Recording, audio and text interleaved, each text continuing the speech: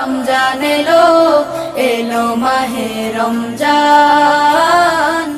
আসসালামু আলাইকুম ওয়া রাহমাতুল্লাহি ওয়া বারাকাতুহু। সুপ্রিয় দর্শক শ্রোতা, সুবর্ণভূমি স্টুডিও থেকে আমাদের মাসব্যাপী আয়োজন আলোকিত মাহে রমজানে দূরে কিংবা কাছে যে যেখান থেকে দেখছেন সকলকে স্বাগতম। আজ 29শে রমাদান আমরা স্টুডিওতে উপস্থিত হয়েছি গুরুত্বপূর্ণ একটি আলোচ্য বিষয় নিয়ে। সেটি হলো আমরা পবিত্র ঈদ উল ফিতর কীভাবে উদযাপন করব, ঈদের প্রস্তুতিমূলক আলোচনা আজকে ইনশাআল্লাহ আপনাদের সঙ্গে থাকছেন আমাদের নিয়মিত আলোচক বিশিষ্ট আলেমে দ্বীন মুফতি আরিফুল ইসলাম ফয়সাল হাফিজাহুল্লাহ, সিনিয়র মুহাদ্দিস আল জামিয়াতুল ইসলামিয়া দৌলতনা মাদ্রাসা। আসসালামু আলাইকুম ওয়া রাহমাতুল্লাহি ওয়া বারাকাতুহু। ওয়া আলাইকুম আসসালাম ওয়া রাহমাতুল্লাহি ওয়া বারাকাতুহু। শেখ কেমন আছেন? আলহামদুলিল্লাহ ভালো আছি, আপনি কেমন আছেন? জি আলহামদুলিল্লাহ। শেখ আজ 29শে রমাদান, আজকে আমরা আলোকিত মাহে রমজান অনুষ্ঠানে আপনার থেকে যে বিষয়টি জানতে চাইব সেটা হলো আমরা আজ যদি চাঁদ দেখা যায় তাহলে আগামীকালকেই চলে আসবে আমাদের বহুল কাঙ্ক্ষিত ঈদ উল ফিতর। তো এই ঈদ উল ফিতর আমরা কিভাবে ঈদের প্রস্তুতিটা নিব, বিশেষ করে ঈদ পূর্ব রাত্রে আমরা কি ইবাদত করব এবং তার কি ফজিলত আছে, এবং ঈদের দিন সকালবেলার সুন্নাত তরিকার যে আমলটা আছে কিভাবে আমরা ঈদগাহে যাব, এবং ঈদের পরবর্তী বিষয়ে আমলের বিষয়ে ঈদ পরবর্তী সময় যদি আমাদেরকে কোরআন সুন্নাহর আলোকে নসিহত পেশ করতে। শুকরিয়া। আলহামদুলিল্লাহি রাব্বিল আলামিন ওয়াসসালাতু ওয়াসসালামু আলা সাইয়্যিদিল আম্বিয়া ওয়াল মুরসালিন ওয়া বা'দ। ঈদ শব্দটা শুনলেই আনন্দ লাগে, খুশির বার্তা। এই দুই শব্দের মধ্যে কত আনন্দ লুকিয়ে আছে। ঈদ শব্দের মূলত আরবি আউদুন থেকে এটা কি হয়েছে, নির্গত হয়েছে। আউদুন মানে পুনরায় আসা। যেহেতু ঈদটা বারবার প্রতি বছর ঘুরে ঘুরে আমাদের কাছে আসে, তো এই জন্য ঈদকে ঈদ বলা হয়। এটা তো মুসলমানদের একটা কি উৎসবের নাম হচ্ছে ঈদ।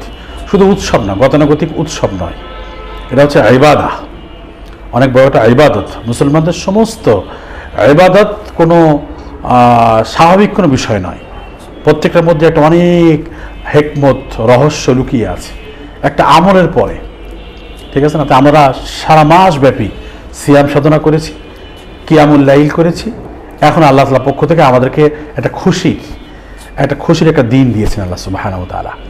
তাহলে এই যে আমরা ঈদ মানে খুশি, আনন্দ, আসলে ব্যাপারটা হচ্ছে খুশি কার, আনন্দটা কার? আনন্দ ওই ব্যক্তির যে সারা মাস ব্যাপী কী করেছে, সিয়াম সাধনা করেছে, কিয়ামুল লাইল করেছে, তার আজকে রোজা ভঙ্গের আনন্দ, রোজা ভঙ্গের সে আনন্দ করবে। তার বোঝা গেল সে পুরস্কার পেয়ে যাবে, আল্লাহ রাব্বুল আলামিন তাকে খুশি করে দিবেন। না, অবশ্যই সারা মাস ধরে সে কি করছে, আল্লাহ তাআলার জন্য না খেয়ে থেকেছে, রাত্রে দাঁড়িয়ে কিয়ামুল লাইল করেছে। আল্লাহ তাআলা খুশি হয়ে কি করলেন, এই যে মানে আমাদেরকে একটা পুরস্কার দিলেন, তা না হচ্ছে ঈদ। ঈদটা মানে হচ্ছে নতুন কাপড় পরলাম, নতুন জামা পরলাম, নতুন বিশ্বের আয়োজন করলাম। এটা হচ্ছে মূলত ঈদের মূল মানে বার্তা নয়। মূল বার্তা হচ্ছে মাস ব্যাপী আমি সিয়াম সাধনা করে অভুক্ত থেকে কিয়ামুল লাইল করে আমার মধ্যে একটা শুদ্ধিতা অর্জন করা। সওম মানে তো হচ্ছে জ্বালানো, পুরানো, ভস্য করে দেওয়া। রমাদান মানে জ্বালানো, পুরানো, ভস্য করা। তা আমি যে না খেয়ে না দিয়ে আল্লাহর হুকুম মানলাম, আমার মধ্যে যে পশুবৃত্তি, কুপ্রবৃত্তি, এটাকে জ্বালিয়ে পুরো ভস্য করে আমার মধ্যে ওই ফেরেশতা সুলভ একটা অভ্যাস আমার মধ্যে চলে আসা, নূর জমা হয়ে যাওয়া, পুরা রমজান মাসের আমলের নূর। তো এই যে একটা শুদ্ধিতা আমার মধ্যে আসলো, এই শুদ্ধিতা পেয়ে আমি খুশি। কদ আফলাহা মান যাক্কাহা, ওই ব্যক্তি যে শুদ্ধিতা অর্জন করলো সেই সফল কাম হয়ে গেল। তাহলে এখানে মূল বিষয়টা হচ্ছে আমার শুদ্ধিতা অর্জন করা, আমাদের বাহ্যিক পরিপাটি, বাহ্যিক সুন্দর কাপড় চোপড় পরা, সুন্দর সুন্দর নানা রকমের খাবার দাবারের ব্যবস্থা করা, এটা আমরা মূল বিষয় নয়। আমি সুন্দর কাপড় পরলাম, কত দামি কাপড় পরলাম, আমাদের ছেলেমেয়েরা কি দামি দামি কাপড় পরলো, এগুলো আল্লাহর কাছে মূল বিষয় নয়। আল্লাহর কাছে আল্লাহ তাআলা মানে মূল দেখেনটা আমার অন্তরের অবস্থাটা কি, মূল আমার অন্তরটা কতটুকু পরিশুদ্ধ হলো। এবার সঙ্গে নবী করিম সাল্লাল্লাহু আলাইহি ওয়াসাল্লাম হাদিসে বলেছেন, ইন্নাল্লাহা লা ইয়ানজুরু ইলা সুওয়ারিকুম ওয়া আসওয়াবিকুম বাল ইয়ানজুরু ইলা কুলুবিকুম ওয়া আমালিকুম। এই যে হাদিসটা আমি পড়লাম, মুসলিম শরীফের হাদিস, এই হাদিসের মধ্যে আল্লাহ তাআলা, নবী সাল্লাল্লাহু আলাইহি ওয়াসাল্লাম বলেন যে আল্লাহ তাআলা মানুষের চেহারার আকৃতি দেখেন না, কাপড় চোপড় দেখেন না, তিনি দেখেন মানুষের অন্তরকে এবং আমলের অবস্থাকে, সে কি আমল করছে এবং তার অন্তরের কাইফিয়তটা কি অবস্থা, অন্তরটা কোন দিকে আছে, এটা খুব খেয়াল করে আল্লাহ সুবহানাহু ওয়া তাআলা। আল্লাহ এটাই মূল বিষয়। এই জন্য আমাদের সব কাজের মধ্যে খেয়াল করতে হবে যে আমার অন্তরটা কোন দিকে ফিরছে। আমি যে কোনো কাজ করি না কেন, যে কোনো কাজ করি না কেন, আমি আমার খেয়াল রাখতে হবে যে এটা, যে আমি এই কাজটা করছি কি মানুষকে দেখানোর জন্য না আল্লাহকে সন্তুষ্ট করার জন্য। মানুষকে দেখানোর জন্য, মানুষ তো দেখায় লাভ কি আমার, মানুষ তো ক্ষণস্থায়ী মরণশীল, তো দেখে আমার কোনো লাভ নেই। কিন্তু আল্লাহ হাইয়ুন কাইয়ুম, চিরস্থায়ী চিরঞ্জীব, যাকে দিল দেখালে আমার ফায়দা হবে, দুনিয়ায়ও ফায়দা হবে, আখিরাতেও ফায়দা হবে। তাহলে আমার মূল বিষয়টা হচ্ছে যে এখানে আমার আত্মিক ঈদের প্রস্তুতি, আমি বলতে যাচ্ছি ঈদের প্রস্তুতিটা আমাদের বাহ্যিকভাবে আমরা যেভাবে নেই, এই বাহ্যিক প্রস্তুতির মূল বিষয় নয়, ওর মূল বিষয় হচ্ছে আত্মিক প্রস্তুতি। কদ আফলাহা মান যাক্কাহা, আমার কাজটা হচ্ছে আমার আত্মার মধ্যে কতটুকু প্রস্তুতি গ্রহণ করলাম। আমি সারা মাস আল্লাহর হুকুম মানলাম না, রোজা রাখলাম না, তারাবি পড়লাম না, দামি এতে কাপড় পরে কি করলাম, সবার আগে নতুন জায়নামাজ দিয়ে মসজিদে ঈদগার মধ্যে কি করলাম, সবার আগে গিয়ে বসলাম। তো এটা তো কি না, এটা তো মানে একটা লজ্জাস্কর ব্যাপার, লজ্জাস্কর ব্যাপার এটা, যে আমি আল্লাহ যেই কারণে যাদের মানে ঈদের নামাজ পড়ার কথা, যারা সামনের কাতারে পড়বে, আমি রোজা রাখলাম না, আমি কি করলাম না, সিয়াম সাধনা করলাম না, কিয়ামুল লাইল করলাম না, আমি সামনের কাতারে বসে বসে পড়লাম। লজ্জাস্কর, আমি আল্লাহর সামনে কিভাবে মুখ দেখাবো? আল্লাহ যদি বলে বসেন আমাকে, তুই যে সামনে বসলি সামনের কাতারে, হ্যাঁ তুই তো না সিয়াম সাধনা করিস নাই, কিয়ামুল লাইল করিস নাই, তো তোর তো লজ্জা লাগলো সামনে বসতে। এটা বিবেকের কাছটা আমি একটু কি দংশিত হবো আমি। তাই বলে এটা না যে আমি নামাজ পড়তে যাবো না, ব্যাপারটা এমন না। আমি বলতে চাচ্ছি যে মূল বিষয়টা হচ্ছে এই ঈদটা হচ্ছে আমার আত্মিক প্রস্তুতির ব্যাপার, যে আমি যে এই সিয়ামতা করলাম, আমার কলবটা কি এই পরিমাণ মজবুত হলো কিনা, যোগ্য হলো কিনা, যে বাকি 11 মাস আমি এই পাওয়ারে চলতে পারবো। এই জন্য আমার আত্মিক প্রস্তুতির কয়েকটা ধাপ আছে, এই আত্মিক প্রস্তুতির জন্য কয়েকটা ধাপ আছে। ঈদের আগে আগে এই ধাপগুলো আমাকে কি করা, ফিল আপ করা দরকার। 1 নম্বর প্রস্তুতি হচ্ছে খাঁটি তওবা। খাঁটি তওবা মানে আমার যেই গুনাহগুলো আছে, প্রত্যেকটা মানুষ তো গুনাহগার, আমরা কুল্লু বানি আদম খাত্তাউন ওয়া খায়রুল খাত্তাইনা তাওয়াবুন, সমস্ত বনি আদমই তো গুনাহগার, আমরা সবাই পাপী। তাহলে আমাদের পাপকে মোচন করার জন্য রব্বুল আলামিন অপেক্ষায় আছে, তোমার বান্দা কখন কি করবে, তওবা করবে। আমি তওবা করব, আমার তওবা করতে দেরি, কিন্তু রব্বুল আলামিনের মাফ করতে দেরি হবে না। সুবহানাল্লাহ। হাদিসের মধ্যে আল্লাহ রাসূল বলেছেন, আত্তাইবু মিনাজ যামবি কামান লা যামবা লাহু, যে ব্যক্তি গুনাহ থেকে তওবা করলো তার তো কেমন গুনাহই নাই। সুবহানাল্লাহ। এই জন্য গুনাহই নাই মানে সে একদম কি নবজাতক শিশুর মতো হয়ে গেল। তাহলে আমার 1 নম্বর কাজ রমজানের মধ্যে, সেটা হচ্ছে ঈদের আগে আগে আমার খাঁটি অন্তরে তওবা করা এবং চোখের পানি ফেলিয়ে ফেলিয়ে আমার গুনাহগুলোকে ধুয়ে ফেলা, কলবকে পরিষ্কার করে ফেলা 1 নম্বর কাজ। সবচেয়ে বড় কথা শেখ, এখন তো সময় একেবারেই কম, কম। মানে আজ যদি চাঁদ উঠে যায় তাহলে এই রাতটাই কেবল আমাদের আমরা পাচ্ছি। তাহলে আমরা এটা কেমন মূল্যায়ন করতে হবে, খুব মূল্যায়ন করতে। 2 নম্বর কাজ হচ্ছে আমার অন্তরকে হিংসা থেকে, বিদ্বেষ থেকে সম্পূর্ণ পরিষ্কার করতে হবে। যেই অন্তরের মধ্যে হিংসা থাকে সেখানে আল্লাহর রহমত নাজিল হয় না, আল্লাহর নেক নজর সেখানে পড়ে না, রহমতের দৃষ্টি সেখানে পড়ে না, করুণার দৃষ্টি সেখানে পড়ে না। এই জন্য আগে আমাদের কলবকে কি করতে হবে, পরিষ্কার না করলে ঈদের যে মানে আলো, নূর, এই নূর আমি লাভ করতে পারবো না কলবে। ঈদের যে আনন্দ, মূল আনন্দ, আত্মিক আনন্দ, এটা আমি কি লাভ করতে পারবো না। এই জন্য আমার অন্তরকে পরিপূর্ণভাবে পরিষ্কার করতে হবে। 3 নম্বর কাজ হচ্ছে, 3 নম্বর ধাপে, সেটা হচ্ছে মানুষের হককে আদায় করা। ঈদের যাওয়ার আগে আগে মানুষ আমার কাছে যে মানুষ আমার ব্যবহার থেকে কষ্ট পেয়েছে, হ্যাঁ, ক্ষমা চেয়ে নেওয়া, মাপ চেয়ে নেওয়া তার কাছ থেকে। আমার কাছে আর্থিক লেনদেন রয়েছে, সেই লেনদেনগুলো পরিষ্কার করে ফেলা, যে আমি ঈদের মাঠে যাব একদম সব কিছু ক্লিয়ার হয়ে পরিষ্কার হয়ে যাব আমি, যে আমার উপরে কারোর মনে ব্যথা নেই, পাওনা নেই, আমি তো এইভাবে যাইতে পারি। হ্যাঁ, তাহলে আমার এই ঈদের যে মূল নূরটা আমার কলবে হাসিল হবে। আরেকটা দেখা যায় যে আমরা আমাদের একেবারে খুব নিকট আত্মীয়, প্রতিবেশী বা আমার ঘরের ফ্যামিলির সদস্যদেরকেই আমরা কিন্তু ঈদের রাতে অথবা ঈদ কেন্দ্রিক আমরা তাদের সঙ্গে মনোকষ্ট হয়ে যায়। কেন? যে তৈরি হয়ে যায় এই জন্য যে আমরা এই সময় ঈদের মার্কেটিং নিয়ে গন্ডগোল করে ফেলি। ঠিক আছে, ছেলে মেয়েরা বাপের উপর অখুশি যে কাঙ্ক্ষিত এই দামের কি হয়নি, ড্রেস হয়নি, এই জন্য এখানে খেয়াল করার দরকার আমাদের যে আমার আব্বার সক্ষমতা কতটুকু। আমার আব্বা আমাকে পোশাক কিনে দিচ্ছে, কিন্তু আমার আব্বা কি নতুন পোশাক কিনতে পেরেছে? এটা আমার খেয়াল করা দরকার। আমার আব্বা যে জুতা পরতেছে ঈদের দিন, এই জুতাটা কত বছর আগের, যে পাঞ্জাবিটা পরছে কত বছর সে এই একটা পোশাক পরে ঈদ উদযাপন করছে। সন্তানদের খেয়াল করা দরকার। সন্তানরা আমরা তো জালেম হয়ে যায়, বাপের কাছে বাপের ইনকাম থাকুক না থাকুক আমার এই পোশাক দিতেই হবে। এটা তো মানে একটা আদর্শ সন্তানের কাজ নয়, এজন্য খুব খেয়াল করতে হবে।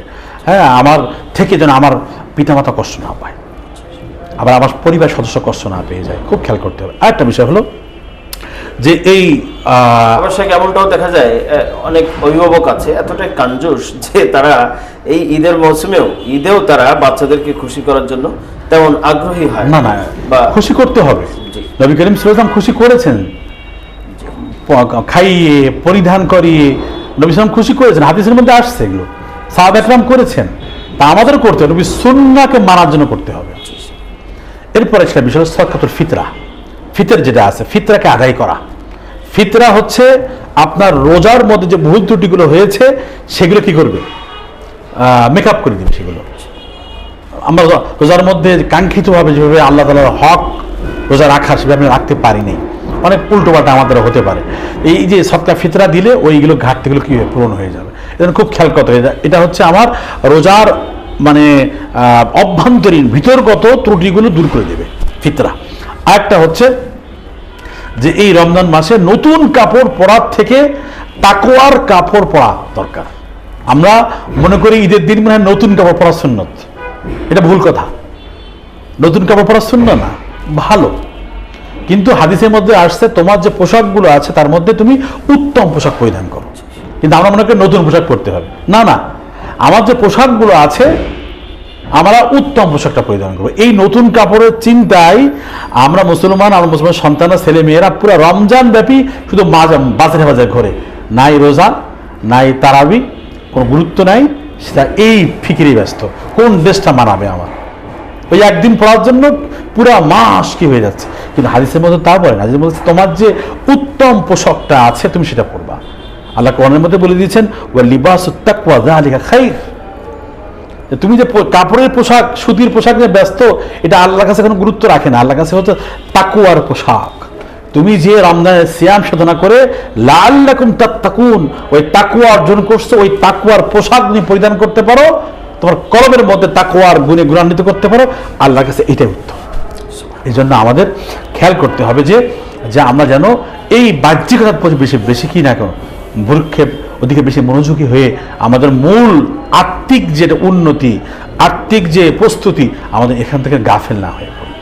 আরেকটা বিষয় সেটা আপনি প্রশ্ন করেছেন যে ঈদের মানে রাতে আমরা কি করব, না ঈদের আগের দিন রাতে আমরা কি করব, কি আমল। আমরা তো মনে করি যে ব্যাস চাঁদ উঠে গেছে এখন তো যা মন চায় তাই, এমন জোরে জোরে গান বাজনা বাজায় মনে হয় ইবলিস এত এক মাস কিসের বন্দী ছিল ছাড়া পেয়ে পুরো এক মাসের কাজা কাফরা সব আদায় করতেছে। মানে কেমন যেন পুরো আপনি যেমন ভাবে একটা মানে কলসির মধ্যে পানি ভরলেন তো সিদ্ধ করে দিলেন, সব পানি হড়হড় করে পড়ে গেল। তা আপনি রমজান ব্যাপী ইবাদতবন্দি করে যে নূরগুলো নেকিগুলো অর্জন করলেন, চাঁদ ওঠার পরে এমন হই হুল্লোড় গান বাজনা, বিভিন্ন রকমের গান বাজনা, অশ্লীল গান বাজনা, বিভিন্ন রকম তোমার পটকাবাজি ইত্যাদি করে মানুষের কষ্ট দিয়ে সমস্ত নেকিগুলো সব বরবাদ করে দিতেছে। এই জন্য এই রাতের মধ্যে আমাদের খেয়াল করা দরকার, এই ঈদের রাতটা সাধারণ রাত নয়, এই ঈদের রাতটা সাধারণ রাত নয়। অনেকে মনে করে সিম্পল একটা রাত, না। সালফে সালেহিনরা এই ঈদের রাতকে মনে করতেন এটা যে আজকের রাতেই আমার আমল কবুল হলো কি হলো না এর রেজাল্ট আউট হবে আজকে। যে আজকে রাতটা আমি নিজে কন্ট্রোল করতে পারি, তাহলে বোঝা গেল যে আমার বিগত সবগুলো কি হয়েছে, কবুল হয়েছে।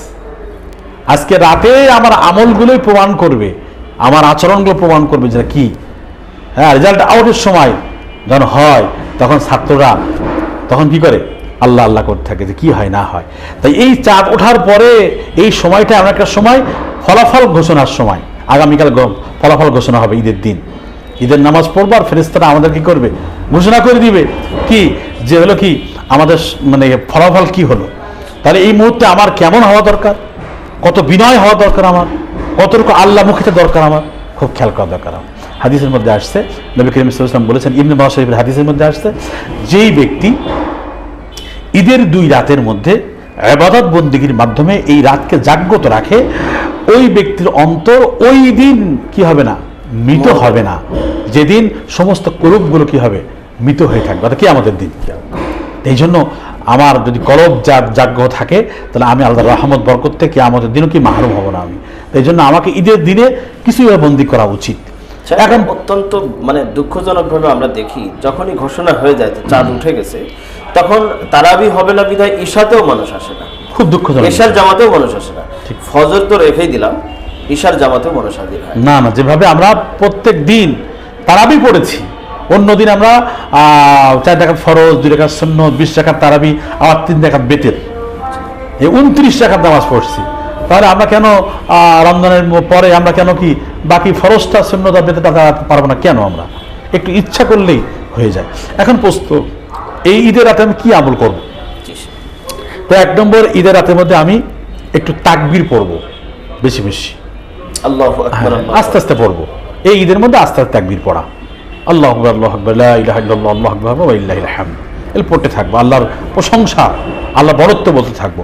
2 নম্বর কাজ হচ্ছে আল্লাহ সুবহানাহু ওয়া তাআলার কাছে আমরা এই রাতের মধ্যে 2 রাকাত নফল নামাজ পড়বো, নফল নামাজ, এবং আল্লাহর কাছে কি করব, খুব ইস্তেগফার করব, দোয়া করবো আল্লাহর কাছে যেন আল্লাহ আমার এই রমজানের সমস্ত আমলগুলো কবুল করেন।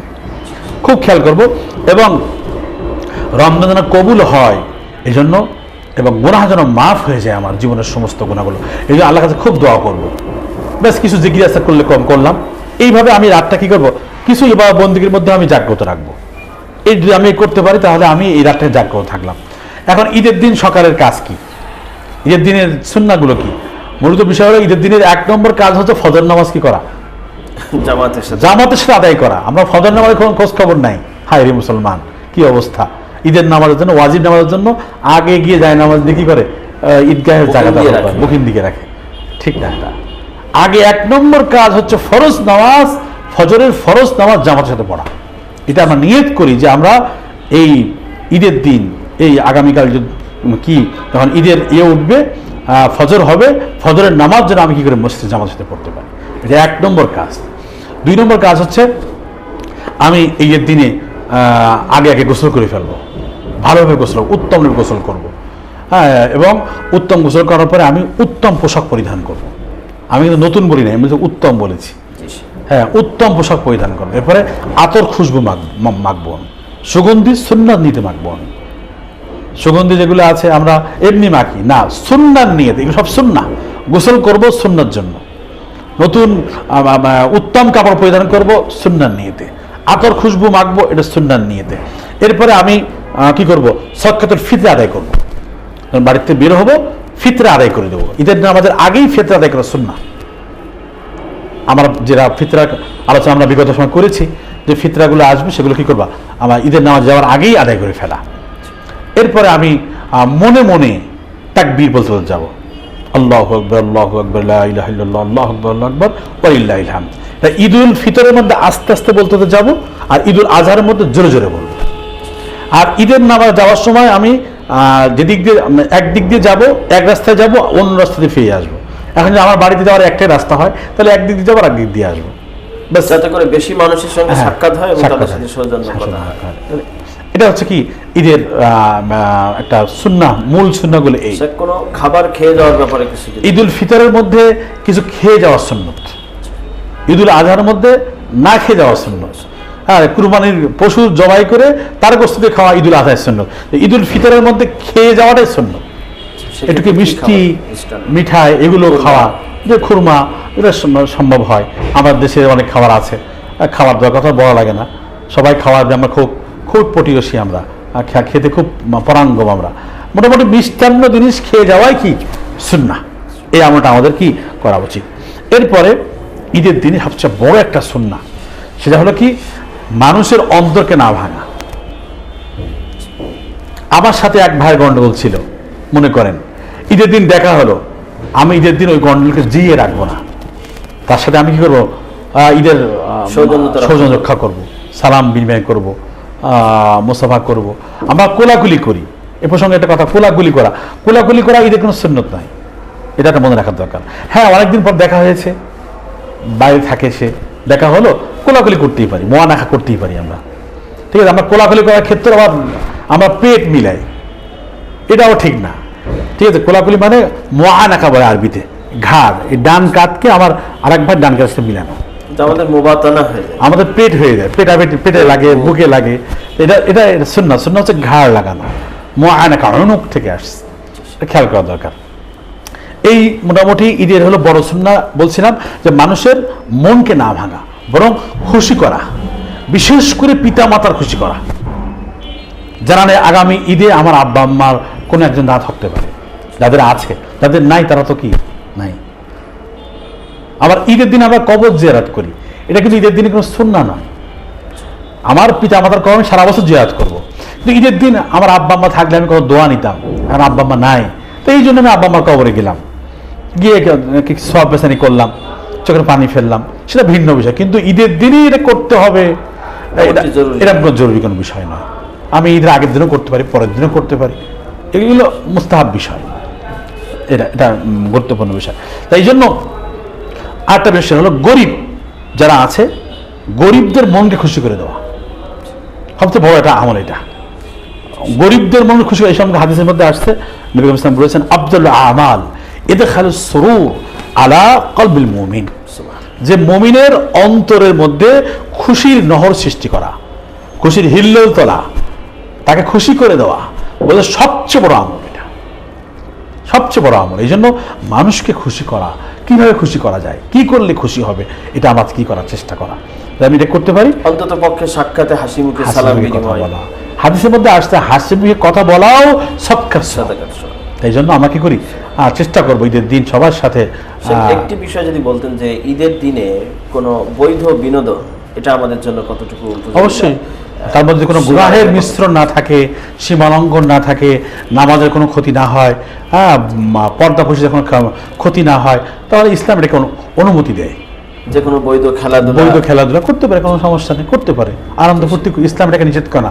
তবে একটা লিমিটেশন করে দিয়েছে, যেন নামাজ নষ্ট না হয়, সতরে আলগা না হয়ে যায়, বেপরদেগি না হয়, কোনো রকম জুয়ার কোনো আশ্রয় না থাকে, এগুলো না থাকলে কোনো সমস্যা নেই, শরীরচর্চার নিয়ে আনন্দ নিয়ে করতে পারে। অত্যন্ত চমৎকার করে আমাদেরকে ঈদের প্রস্তুতি নেবার যে উপাদানগুলি আছে সেগুলি নিয়ে আলোচনা করলেন, আমরা কিভাবে ঈদের প্রস্তুতি নিতে পারি।